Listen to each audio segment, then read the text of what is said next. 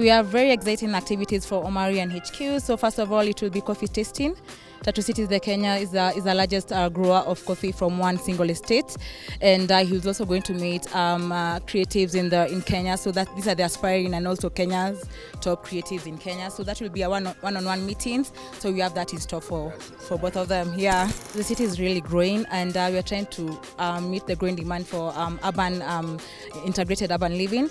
As we speak, over 25,000 people either live, work, and play in Tatu City, and we have over 100 businesses already operating, and others are in the construction phase.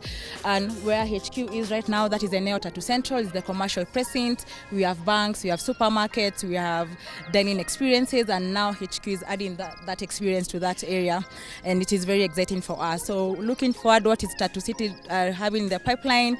We have residential projects that we are almost launching. I can mention just one, which is Jabali. It's going to be a premium executive development in Tatu City, and we recently launched the Link, which is our warehousing facility, and we did a groundbreaking for phase 2. So many exciting things that I cannot tell you, but what I'm encouraging you is to come, and seeing is believing. Come to Tatu City and see it for yourself.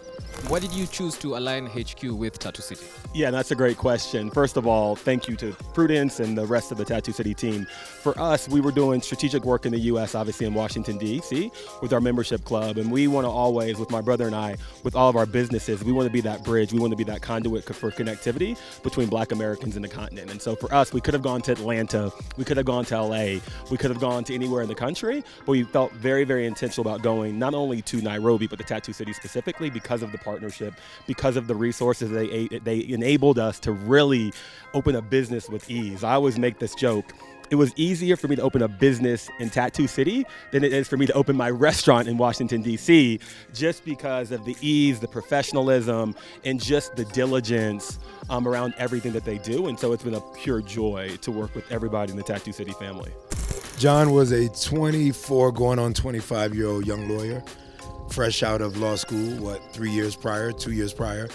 And within, I guess, 2 years of me knowing him or having met him, which is now almost 18 years ago, if you want to do that math,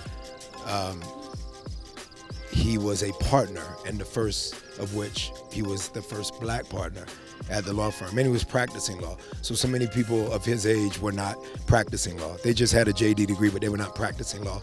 So he was really rocking and rolling, again, in a very chocolate city, progressive. But as you know, DC makes so many decisions for our country. So as progressive, with quotations around progressive as I could make it, he was truly in movement. When there were a lot of red lights, he was really of green lights. And so I was there for an anti-bully rally, and I was spitting a poem.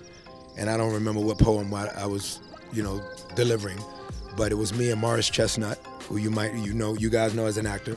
And we were the keynote speakers / creatives who were there.